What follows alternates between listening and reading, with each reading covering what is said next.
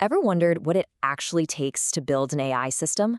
I'm not talking about the sci-fi movie version. I mean the real-world, nuts and bolts process, from just a spark of an idea to a complex system that's actually out there working. Well, today, we're going to pull back that curtain and walk you through the whole journey. Okay, so let's dive right in. Imagine we're building an AI for a restaurant recommendation app. Sounds simple enough, right? But whoa, hold on. Instantly, you hit a very human problem. The machine learning team, they want the most complicated, accurate model you can dream of. The sales team, they want to know if it can push the pricier restaurants to, boost revenue. Then you've got the product team, and they are obsessed with speed. They need recommendations in under a tenth of a second. And the platform team, they're just trying to keep the lights on and want to freeze all updates just to keep the system from falling over. See, it's this classic tug of war. And this is the real secret of building AI. It's not just a technical puzzle, it's a constant negotiation between all these competing human desires. So, faced with all this, where on earth do you even start? Well, you start with the one thing every single AI needs to even exist. That's right. Step one has nothing to do with fancy algorithms or lines of code. It's all about the data. Data is the raw material, it's the fuel that's going to power this entire machine learning engine. Without it, you've got absolutely nothing. Now, data pretty much comes in two main flavors. On the one hand, you've got structured data. Think of a nice, neat spreadsheet. Everything has its place, a super clear schema, which makes it incredibly easy to search and analyze. The catch? Changing that structure can be a massive headache. On the other hand, you have unstructured data. Things like emails, pictures, customer reviews. It doesn't follow any strict rules, so you can just throw whatever at it. The complexity just gets kicked down the road for something else to figure out later. So here's the thing. Just having a giant mountain of data isn't quite enough. For our AI to learn what a good restaurant recommendation even looks like, it needs to see a bunch of examples.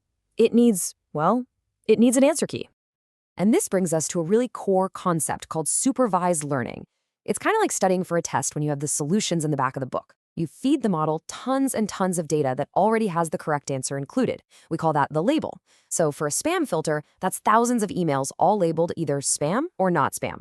For our app, it could be user histories labeled with, hey, they liked this restaurant, or nope, they hated it.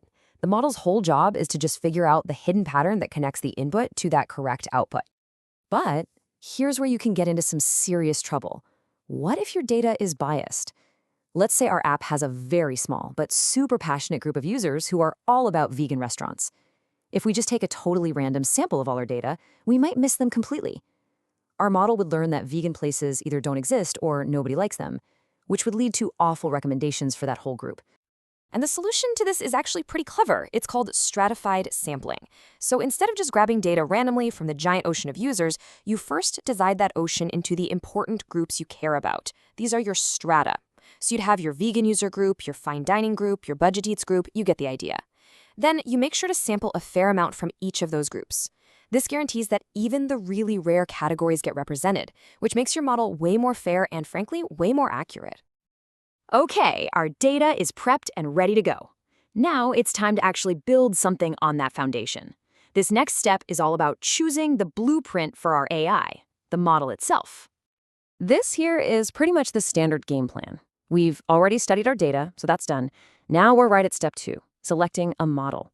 After this, we'll train it, and then finally, we'll use it for what's called inference, which is just a fancy way of saying we'll use it to make predictions on new data it's never seen before, like when a new user opens our app looking for a place to eat. And this is where things get really, really cool. You don't have to put all your money on just one algorithm. In fact, some of the most powerful AI systems out there are built on a simple idea: teamwork.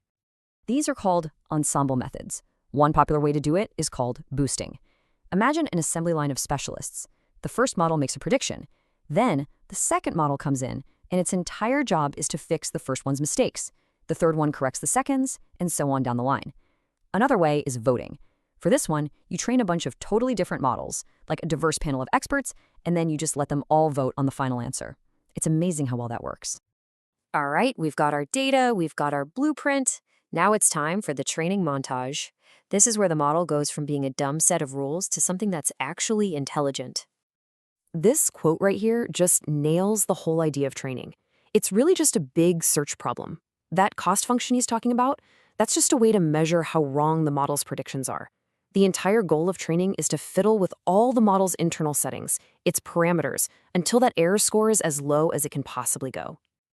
So how does it actually find that lowest error score? The absolute workhorse for this is an algorithm called gradient descent. The best analogy I've ever heard is to imagine you're a hiker trying to find the lowest point in a really foggy valley. You can't see the bottom, but you can feel which way the ground slopes down right where you're standing. So you take one step in that steepest downhill direction. Then you stop, feel the ground again, and take another step. By doing this over and over, just taking small steps in the steepest downward direction, which is the opposite of the gradient, you will eventually find the bottom of the valley.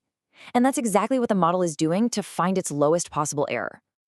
And I have to tell you, this whole process happens on a scale that is just mind-boggling. You're not training something like GPT-4 on a laptop. No way. This involves spreading the work across huge clusters of super powerful computers, usually with specialized hardware like GPUs, all chugging away in parallel just to run through the data and tweak those parameters, one tiny step at a time.